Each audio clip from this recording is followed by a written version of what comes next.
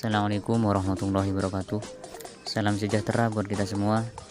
Di sini saya akan memaparkan tentang Undang-Undang Koperasi Nomor 25 Tahun 1992 dan Undang-Undang Nomor 17 Tahun 2012.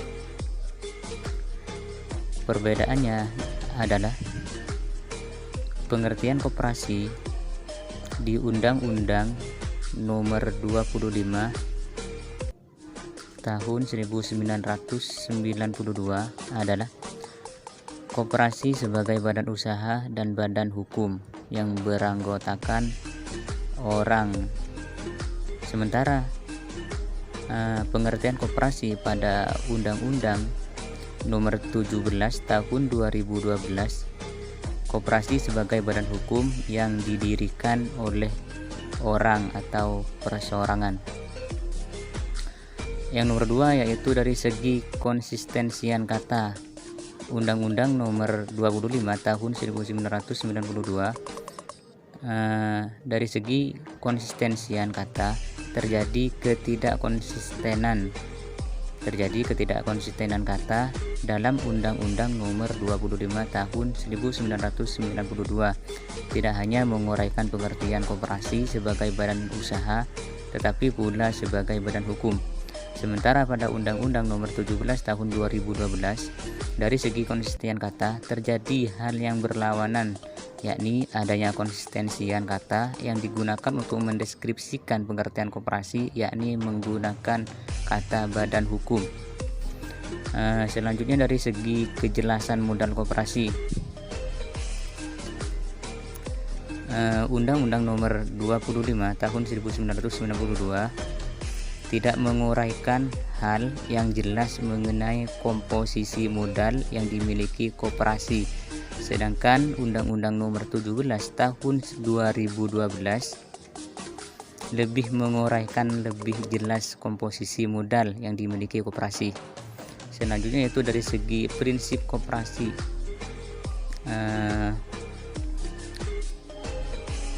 Pada Undang-Undang Nomor 25 Tahun 1992, prinsip koperasi makna yang kurang luas atau general, tidak detail dan tegas pada peran penting koperasi pelayanan. Prinsip koperasi menurut Undang-Undang Nomor 25 Tahun 1992 yang terdapat pada pasal 5. Sedangkan pada Undang-Undang Nomor 17 Tahun 2012, prinsip koperasi menyatakan makna yang lebih luas, general, detail dan tegas pada peran penting koperasi pelayanan.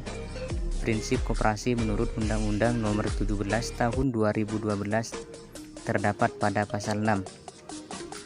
Selanjutnya dari sudut hubungan dengan bidang-bidang yang lain, koperasi Undang-Undang Nomor 25 Tahun 1992 menguraikan cakupan koperasi hanya sebatas pada bidang ekonomi. Sementara pada Undang-Undang Nomor 17 Tahun 2012 menguraikan definisi yang lebih luas yang menyatakan koperasi tidak hanya mencakup kebutuhan ekonomi semata, tetapi pula bidang ekonomi, sosial dan budaya. Sementara pedoman koperasi pada Undang-Undang Nomor 25 Tahun 1992 hanya menguraikan prinsip koperasi sebagai pedoman yang dianut koperasi sebagaimana yang tertuang pada pasal 5. Sedangkan pada Undang-Undang Nomor 17 Tahun 2012, pedoman koperasi tidak hanya menguraikan prinsip koperasi sebagai pedoman untuk menjalankan kegiatan operasional sebagaimana yang tertuang pada pasal 5, tetapi juga berpedoman pada nilai. Selanjutnya makna prinsip koperasi pada Undang-Undang Nomor 25 Tahun 1992 Menguraikan prinsip koperasi tidak hanya menekankan sifat keanggotaan dan pengelolaan koperasi, tetapi juga mereka menekankan terhadap balas jasa dari sisa hasil usaha yang diperoleh.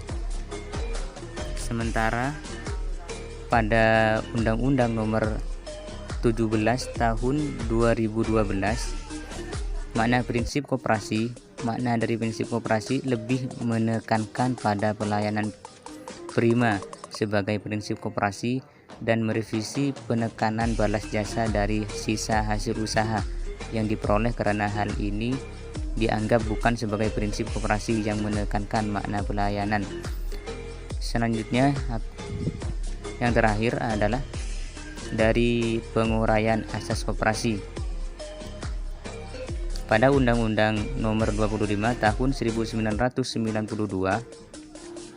menguraikan definisi koperasi yang berdasarkan atas asas kekeluargaan.